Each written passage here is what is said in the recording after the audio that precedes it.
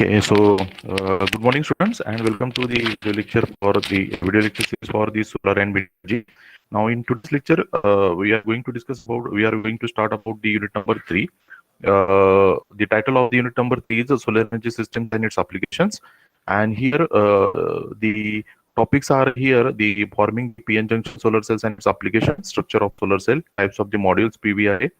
Then we have this the analysis part, the solar cell equation, then fill factor, maximum power, grid aspects of this solar power, equipments that we are using in solar photovoltaic plants, power conditioning equipments, that is inverters, regulators, other devices, and system analysis, that is design procedure. So if for a particular applications we have to design, that is the PV system. So what are the parameters we have to use, so that we have to consider design constraints and the other consideration.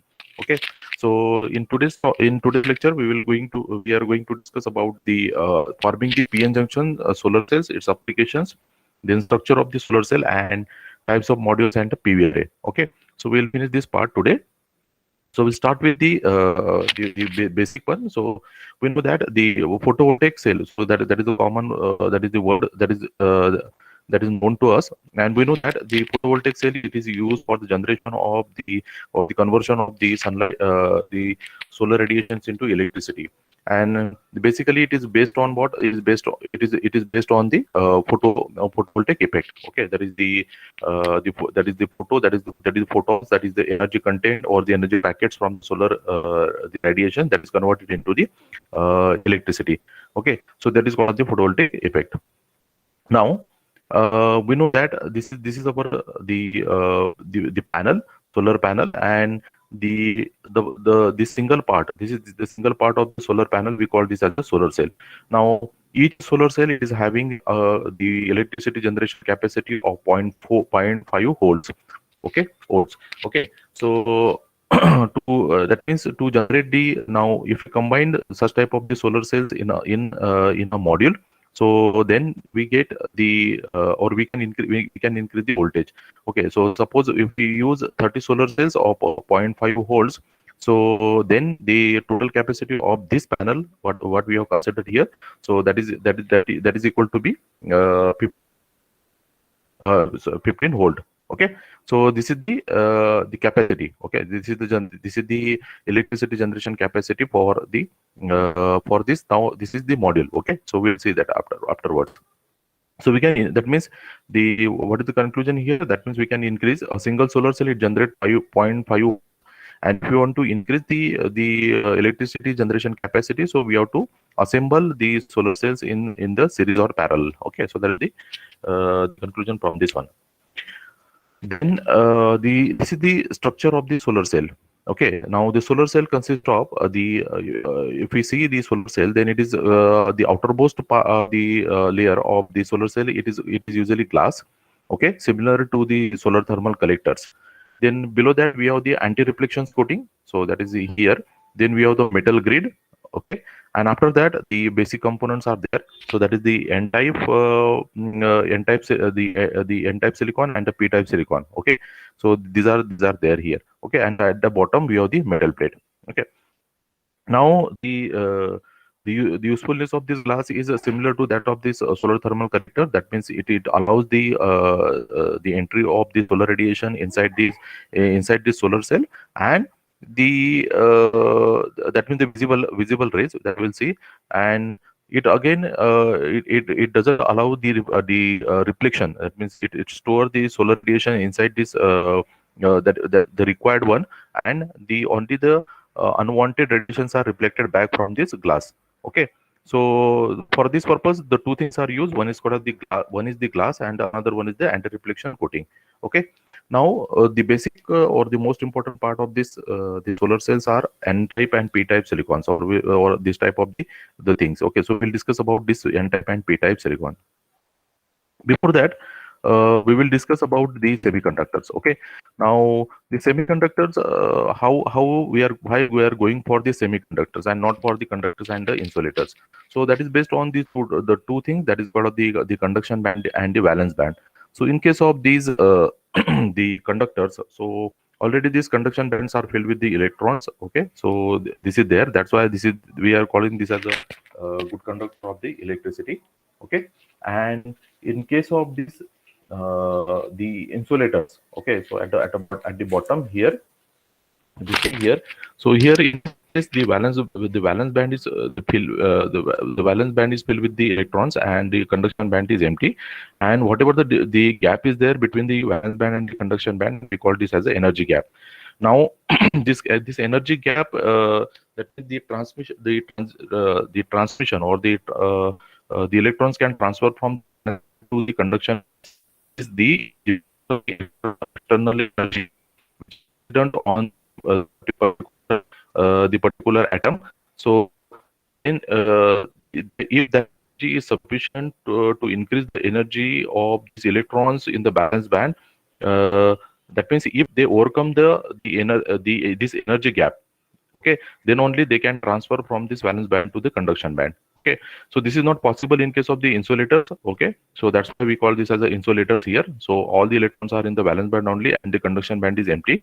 In case of these conductors, so definitely this conduction band is filled with the electrons. That's why it is a good conductor of the electricity.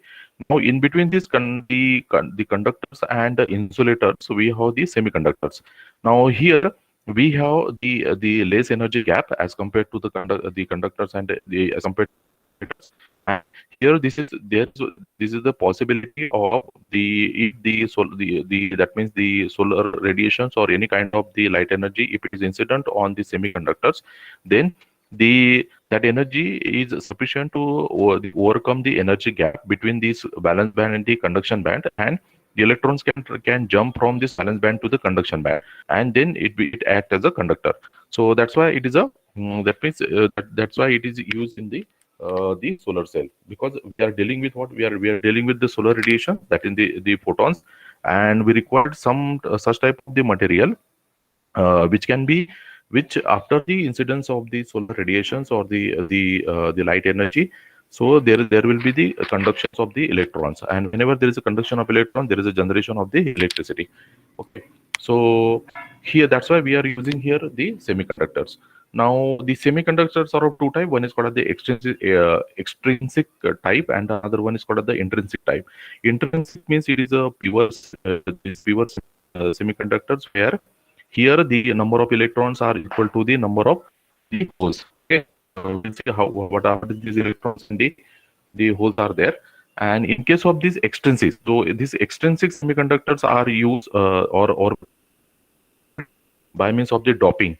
Okay, these are prepared by means of the doping, and here after doping, so then it is not the number of electrons are not equal to the number of holes here in case of the extrinsic semiconductor. Now this extrinsic semiconductors are then again classified into two types. One is called as the p type and another one is the n type.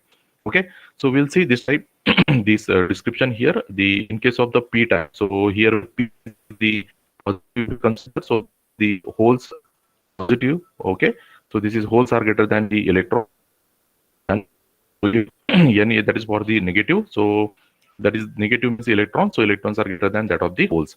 So we'll see what is the holes and what are the how these are in why there is the number of electrons are greater than that of the holes in n type, and why the holes are greater than that of the electrons in p type. So we'll see that one in the next slides.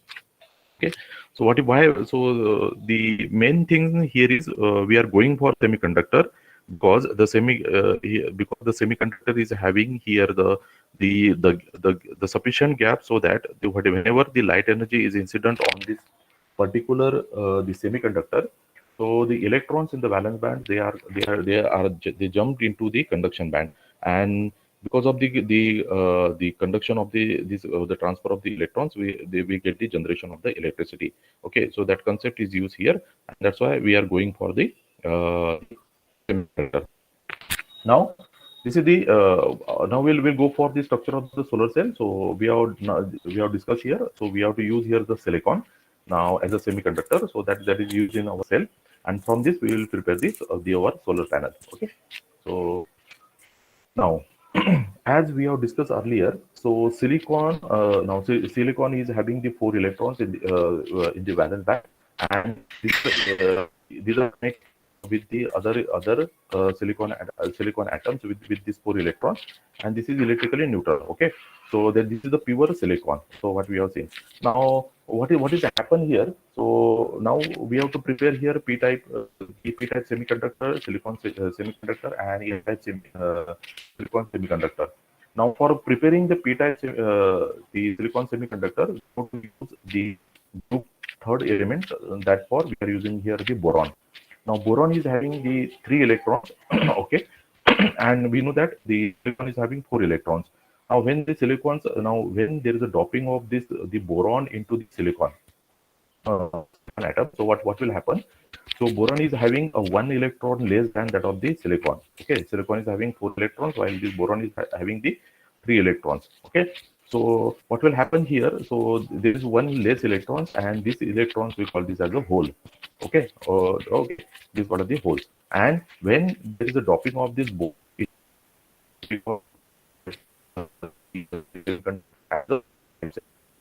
okay, because of the so I think we have covered this one, semiconductors, why we are going for semiconductors, and because of this energy gap, because the energy gap is less in case of the semiconductors, and we can easily get the conduction of the electrons from the valence band to the conduction band. So that's why we are going using what? Using the light. Okay, using the light energy or the photons from the solar radiation. So that's why we are going for the semiconductor. Okay. Now, silicon, we are using silicon as a semiconductor for our cell.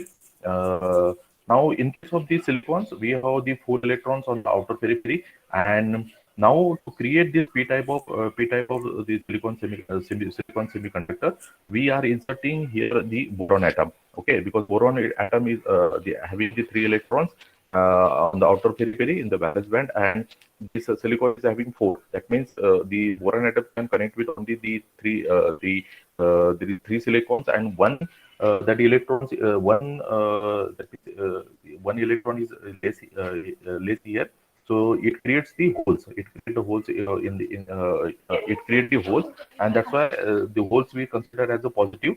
That's why this is called as the p type. P is stand for the positive. Okay, so this p is for the holes, and why these are holes are created? These are created because of the one electron less as compared to the silicon.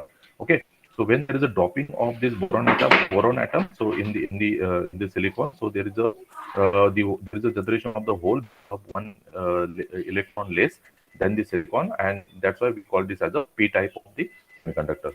Okay, then we have the N type. So in case of the how to get this N type of the silicon semiconductor. So this is because of by doping of the phosphorus. So phosphorus is having 5 electrons here, one more than that of the silicon. So there is a one extra electrons. Okay. So when there is a doping of this phosphorus into the silicon, so there are number of electrons, 3 electrons are there, and because of these 3 electrons, there is a negative charge, and that's why we call this as the N type. So this N is because of what the number of the electrons because of the doping of the phosphorus, while this P means it is the positive holes, okay, or the positive because of the generation of the because of the existence of these holes, because the boron is having one electron less than that of the silicon. Okay, so that is the P type. So now we have P type, the silicon semiconductor, and we have N type, the silicon semiconductor. Now, when we insert these two types into the when we combine these two types of the layer, okay, or the N layer, which is the phosphorus dop, and the P layer, which is the boron dop. So what will happen? We have seen the N.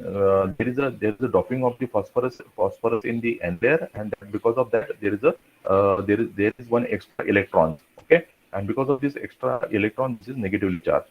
And the P layer, because of the doping of this boron, there is one electron less. And because of that, there are the holes, and these are the positive charge. Okay, so this is positive here. Now, what will happen if when we join this N layer and the P layer, the electrons transfer from this N layer to the P layer, and the holes get transferred from this P layer to the N layer. But this doesn't happen throughout the complete area of the N layer and the P layer, but it happens in a limited space. Okay, and this transfer occurs until the electrons fill the holes, fill the holes, and the the electron fills the holes on the other side, that is of the p layer, and there and in the region there is only the silicon atoms.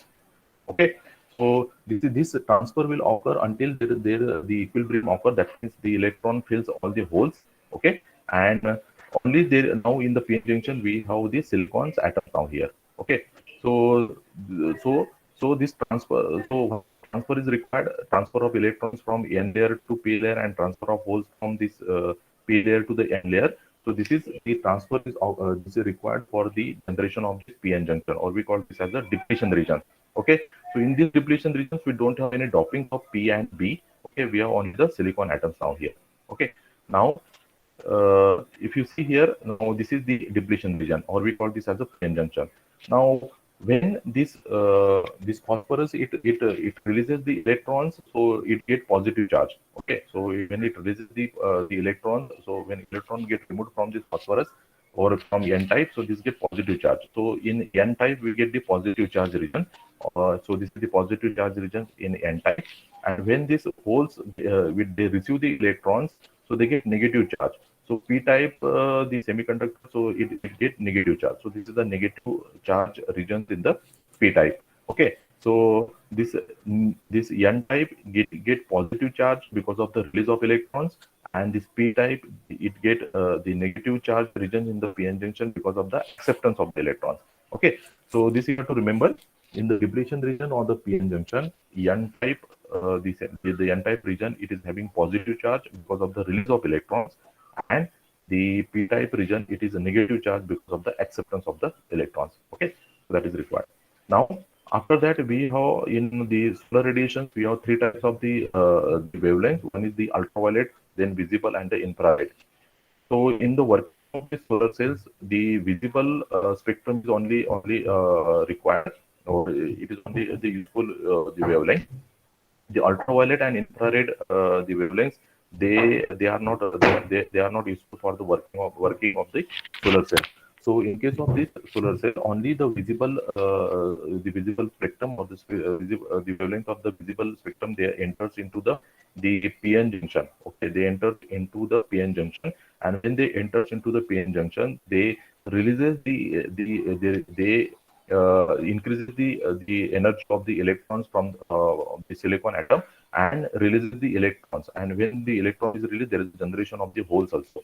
Okay, now when there is a release of the electrons and the hole, so we have seen here there is a transfer of electrons and the holes from n layer to p layer and p layer to n layer, and there is a generation of the p-n junction. So when there is a generation of the p-n junction, because of this transfer, there is a generation of electric field also. So there is a generation of electric field in the p-n junction. So when the electrons and the holes are generated because of the photons from the solar radiation, so this electric field is there in the junction. This electric field, it reflects these electrons into the n type and holes to the p type. Okay, so this reflection is because of what? The electric field which is generated initially in the initially because of the transfer of electrons and holes by when we have joined this p type and n type region. Okay, and because of the visible light, so the electrons are released in the p-n junction, and the holes are also generated. So these holes are transferred to the p type, and the electrons are transferred to the n type because of the electric field. Okay, now when the electrons get transferred to the n type and holes are transferred to the p type, if we connect the load across this p type and n type region, so the electron flows through the circuit. Okay, and there is a flow of the electrons, and we know that whenever there is a flow of electron, there is a generation of the electricity. So if this is a single solar cell, we get the zero point 0.5 volt the generation of the electricity here. Okay, so that is suitable for charging the for our mobile phone. Okay, so likewise, this is the working of your solar cell. So what we are seeing here, so what we have seen here, so whenever there is whenever there is the transfer, whenever the solar radiations incidence on the solar cell. Okay, so it enters from N type into it enters into the mm, it enters into the PN junction. Okay, it enters into the PN junctions and it releases the electrons from this PN junction. Okay, it generates it generates the electrons and the holes in the PN junction. Because of the electric field that is already generated in the PN junction, the electrons and holes are reflected. The electrons are reflected in N type and the holes are reflected in the P type. When we connect there are the extra electrons in the N type and extra holes in the P type now. Okay, so what will happen here? So if we connect the load across this the P type and N type region, so there is a transfer of electrons from N type to the P type. Okay, and they get nullified. Okay, so whenever there is the transfer of the electrons, we get the generation of the electricity. So this is the working of the single solar cell. Now, once the working is over, that means if once the solar cells start generating the electricity, so we have connected here number of the solar cells here which are generating the electricity. Okay. Now, suppose this is the total panel and it is generating the electricity. So that electricity it goes to the charge controller. Okay, so here this is the frequency is maintained. Then it goes to the battery, and from battery now the whatever the current which is generated here, this is the DC current. Okay, now this DC current DC current now DC current it is converted into AC current using the inverter. Okay, so these are the types of the equipments we are required to get the, because in our homes all the equipments are these are working on the AC current. So that means we have to convert that DC current which is generated from this PV cell into the AC current. Okay, now we will see now the difference between what is a cell, module, the panel, and the array. Now, if you take the single PV if you take the single, that is the silicon PN junctions and all these things, so that becomes our cell. So this is our cell. We have seen just the working of the PV cell. So this is our cell. Now this generate only, we have seen this generate only the zero point 0.5 volt zero point 0.5 volt voltage. Okay, now to increase this the capacity, we have to connect this in the series and the parallel. So if you connect this series and parallel, so this becomes a module. Okay, this becomes a module. If you connect this the module in the series, so this becomes a panel. Okay, and if you connect, or if you connect a number of panels, so then this becomes the array. So that is the difference between the cell. So the module is created using the cell. A panel is created using the module. Okay, and array is created using the panel.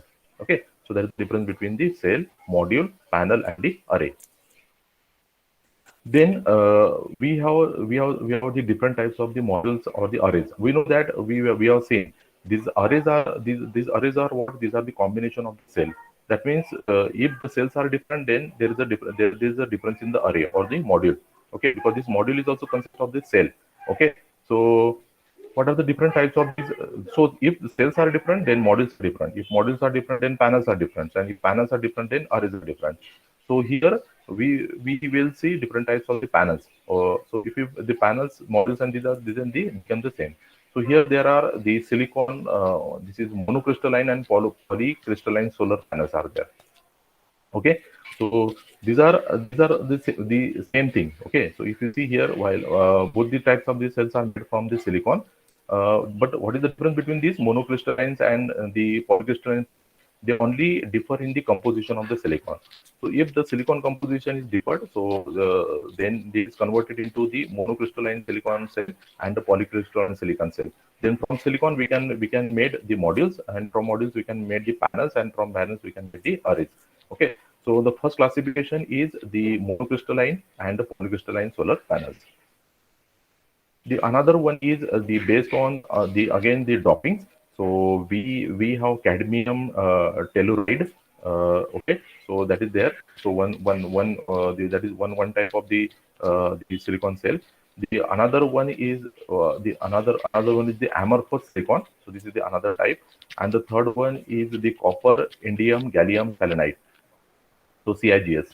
So copper indium gallium selenide. So these are the again the three types of the cells we can prepare using the combination of this combination of this material. Okay, so using this CDT, we can prepare one cell. From cell, we can prepare the modules, then panels, and the arrays. Okay, so this is again the other the type of the array here. Okay, and then we have the amorphous silicon cell. Okay, so that is the another type of module, another type of array. We have copper, indium, gallium, selenide panels. Okay, so that are there. Okay, so this is the descriptions for all these things. So here there are the one here three, and here there are the two. So these are five types of the different types of solar cells, or then from cells we can generate the modules, panels, and the arrays. Okay. Now, the lastly, we will say what are the different types of the applications of these solar PV cells. So you are using your the calculators. If you see on the calculators, we have the PV cell. Okay, so that is there. On the watches, we have the solar cell. Then in water pumping purpose in the agriculture, we are using this the solar cells in buildings. Okay, for generation of the electricity. Okay, off grid electricity for communications. Okay, so for satellites and space vehicles. So in satellites, this is the primary the applications of the PV cell. These are used only initially it is used only for the satellites and the space vehicles. After that, they have designed it for the general purpose. Okay, then the last one is the megawatt scale power plant. So it is generating it is used for the generation of the electricity also. That is by forming the power plant. Okay, so these are the applications of your PV cells. Okay, so these are all regarding the PV cell. What is the structure of the PV cell? What is meant by panel? What is meant by the module array? What are the different types of the modules, or what are the different types of the array? So these are there. These are the five types of the modules and the arrays. Then the basic construction of the PV cell, that is the solar cell, and how electricity is generated using the photoelectric effect or the photovoltaic effect. So that is there. Okay. So here PN junction, how the types of the electrons are there, and what are the types of the dopings. So N type of doping because of the phosphorus, and P type of doping because of the boron. Okay. So this is the this is the structure of your solar cell. Okay. So this is from the my side. So if you have any questions regarding the today's lecture, that means if you are not understood any, so the discussion forum is open. You can ask anything from the today's lecture. So what we have discussed today, so we have discussed about the solar cell. Okay, then PN junction solar cell. We have discussed about its applications also. In case of the types of the modules and array, so a module is generated from the cell. So if you take the types of cells, so then it becomes the modules and it becomes the array. So that is the similar things. Okay. So this we have covered here. Okay. In the next lecture, we will cover the next part, that is the analysis part, solar cells equation. So within 2 lectures, we can complete this the third unit. So that is, and I will before your examination, I will post all the videos from unit number 3 in our Google Classroom. Okay. So this is from the today's lecture. If you have any doubt regarding the any content, that means today's topic, so you can ask. Otherwise, we will stop here.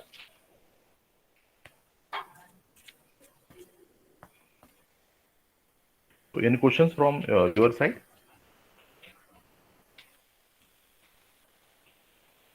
Okay. So we'll stop then. We will continue the the next part in the next lecture. Okay. Okay. Okay.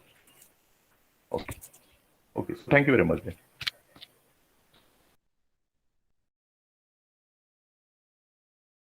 I will post the video lectures on the Google Classroom. Okay, so you refer that one. At the same time, I will post the MCQ questions also for our NSEM examination.